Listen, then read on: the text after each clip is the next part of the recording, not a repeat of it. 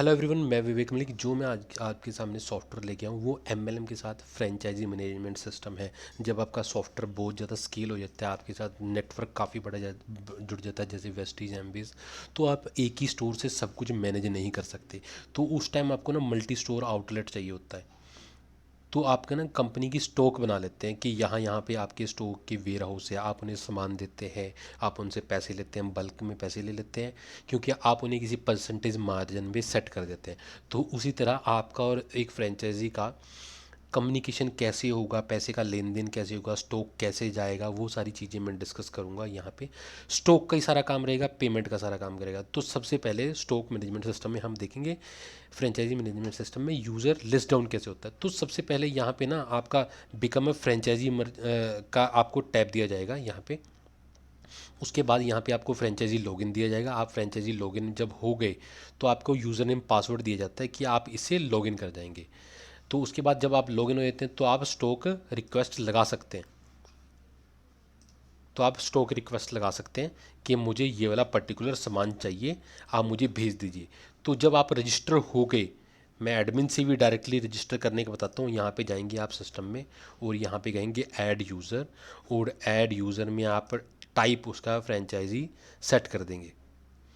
Franchise जब बन गया, उसका वेयर हाउस आपने एक अलाइन कर दिया, वो किस टाइप का है, किस टाइप पे डिपेंड करता है वो कितने का सामान आपसे ले जा रहा है फर्स्ट टाइम, एंड उसका कमीशन कितना सेल पे सेट होगा, ये यहाँ से वन टाइम में सेट होता है, क्रिएट हो जाता है। उसको यूज़र नेम पासवर्ड मिल जाता है। मैंने एक यूज़र नेम पासवर्ड निकाल लिया और मैं एक साइड में उससे जाकर अब लॉगिन हो रहा हूँ। मेरी सारी पर्सनल डिटेल आ गई है, उसी से सारा फ्लो चलेगा। इसके बाद जब मैं उसको दूसरे ब्राउज़र में लॉगिन करता हूँ, यहाँ पे मैं आ गया, उससे मैंने लॉगिन कर लिया और अब मैं मेरे सिस्टम पे आ गया हूँ।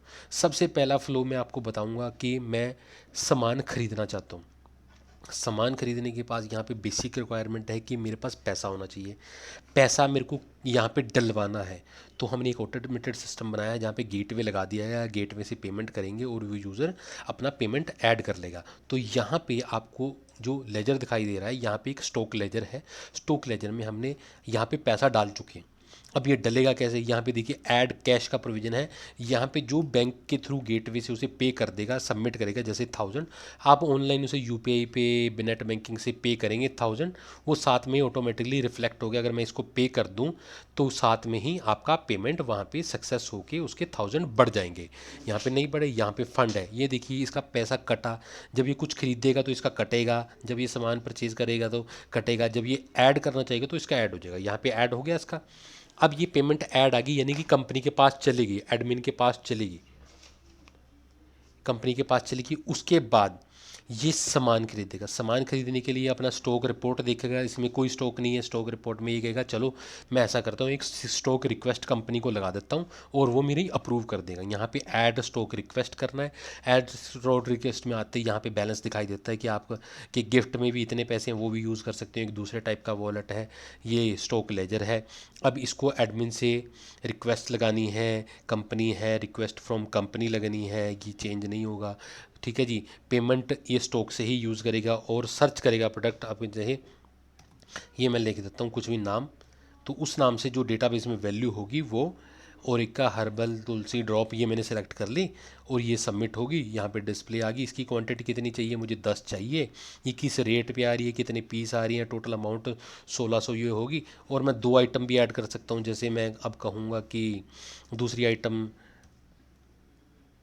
मैंने कहा चलो ये कर लिया मैंने दूसरी आइटम, इसकी भी मैंने कर लिया, 2 क्वांटिटी कर ली और टोटल अमाउंट पेबल 2800 इतना हो गया। और मैंने कहा सेंड इट ASAP, तो मेरे को ये भेज देंगे।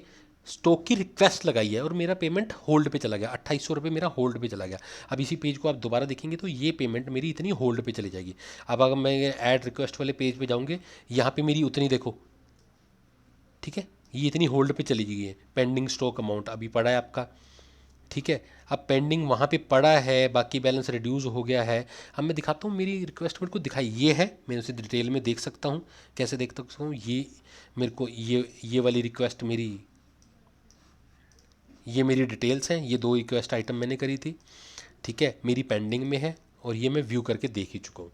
अब एडमिन की ड्यूटी है कि मेरा स्टॉक बढ़ा अप्रूव कर दें और मेरे को फिजिकली शिप कर दे और मेरे पास पहुंच जाए, और मेरे पास वो जैसे ही डिलीवर करेगा मेरे पास ये, वो जैसे ही मार्क करेगा कि हमने भेज दिया तो हम कंसिडर करते हैं हमारे पास आ गया, तो व्यू करके ये स्टेटस इसका अप्रूव्ड में आ जाते हैं। रिजेक्टेड है तो वो उनके पास नहीं होगा स्टैक, उन्होंने रिजेक्ट कर दिया। पेंडिंग है तो वो, उसके बाद मैं देखता हूँ अपने स्टॉक में मेरे पास ये पहले कितनी थी आइटम, ये वाली आइटम ओरिका हर्बल में देखना भी तो चाहूँगा ना, अभी कितनी है। मैंने 2 मंगवाई हैं, 2 ये हर्बल तुलसी ड्रॉप मंगवाई है। तो अभी स्टॉक रिपोर्ट में चले जाते हैं। स्टॉक रिपोर्ट में मैं कहता हूँ कि मेरे को प्रोडक्ट नेम, ये सर्च बाय प्रोडक्ट सर्च कर लिया मैंने, तो मेरे पास ये अभी तो सर्च में नहीं है, मेरे पास ओवरऑल आएगा। तो मैं, हाँ आ रहा है, तो मैं ओवरऑल ही सर्च कर लेता हूँ। अभी मेरे पास स्टॉक में है ही नहीं, वो वाला स्टॉक में है ही नहीं। चलो देखते हैं, वो 2 बढ़ेंगे और ये दूसरे वाले 4 बढ़ेंगे। तो उसको देखने के लिए हम एडमिन में जाते हैं। इसी यूज़र की एडमिन में, मैं एडमिन में आ गया, एडमिन साइड में आ गया जहाँ पे सारी कंपनी उसे पे करती है। यहाँ पे स्टॉक में गया मैं, स्टॉक रिपोर्ट में मेरे पास स्टॉक रिक्वेस्ट यूज़र्स की आई हैं।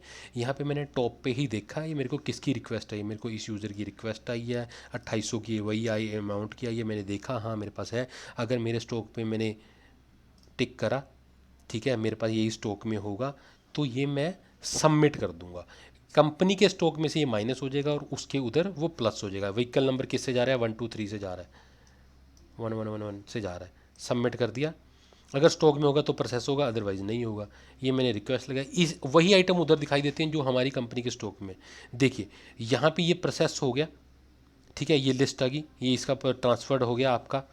और अब मैं यहाँ पे गया दूसरे ब्राउज़र में, और यहाँ पे मैं अभी इसी स्टॉक रिपोर्ट को देखूंगा, रीलोड करूंगा, तो ये मेरी अभी हो चुकी होगी अप्रूव्ड 111 व्हीकल नंबर से। व्यू आ गया मेरे पास, आ गया। अब मैं स्टॉक रिपोर्ट में जाता हूँ, अब मैं वही प्रोडक्ट सर्च करूँगा जो मेरे पास नहीं था, ठीक है। मैंने यहाँ पे डाला वही, and have to find it.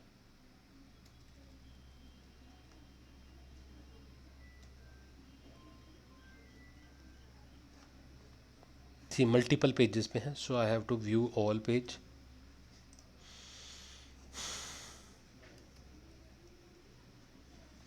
सी मेरे पास स्टॉक आ चुका है, ये यहाँ पे पहले भी था, पहले हमने नेक्स्ट पेजेस में देखा नहीं, ये आ चुका है। इसकी और डिटेलिंग देखने के लिए मैं इसके ऊपर क्लिक करूँगा, और अभी मुझे इसकी ट्रांजैक्शन दिखाएगा कि आपके पास ये कब आया था। इसकी सारी डिटेल्स मेरे पास यहाँ पे होगी।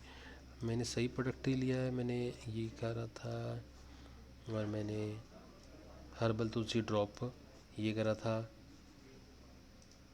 ठीक है। तो मैं स्टॉक रिपोर्ट में चला गया, स्टॉक रिपोर्ट में मैं what is this category no, मैंने देखना ही है बस।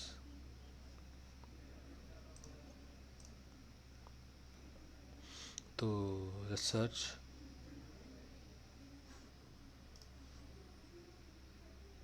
एक मिनट, स्टॉक रिपोर्ट,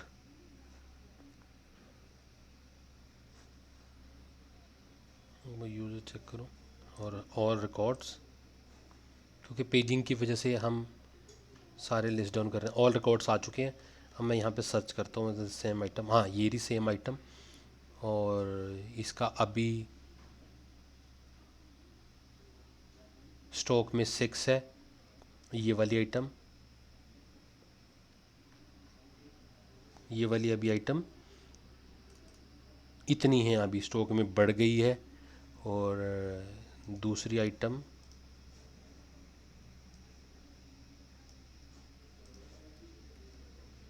ये रही, दूसरी दोनों यहाँ पे आ गई है मेरे पास।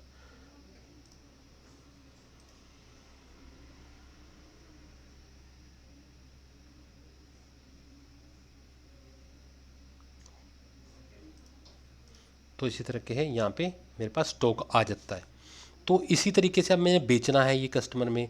वेबसाइट के फ्रंट पे जो है वो, अगर आप कहेंगे कि बहुत सारी फ्रेंचाइजी यूज़र्स कैसे रीच आउट करेंगे, तो यहाँ पे लिस्ट ऑफ ऑल फ्रेंचाइजी होगी। यहाँ पे मैं अपने लोकेशन से सर्च कर सकता हूँ, अपनी यूज़र आईडी से, अगर मुझे उसका यूज़र आईडी पता है नियर बाई का, अपने स्टेट से सर्च कर सकता हूँ।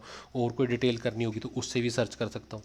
उसके बाद यहाँ पे आपने उसको बेचना कैसे है। यूज़र आएगा, आपका पीओएस है, पर्सनलाइज स्टोर, आपकी बैंक इन्फॉर्मेशन अपडेट होनी चाहिए, तो वो वहाँ पे आप पे जाके आप बेच सकते हो। बैंक इन्फॉर्मेशन आपने ही अपडेट करनी होती है। यहाँ पे अपनी प्रोफाइल में आप अपनी बैंक वगैरह इन्फॉर्मेशन डाल लेंगे, वो सारा अपडेट हो जाएगा।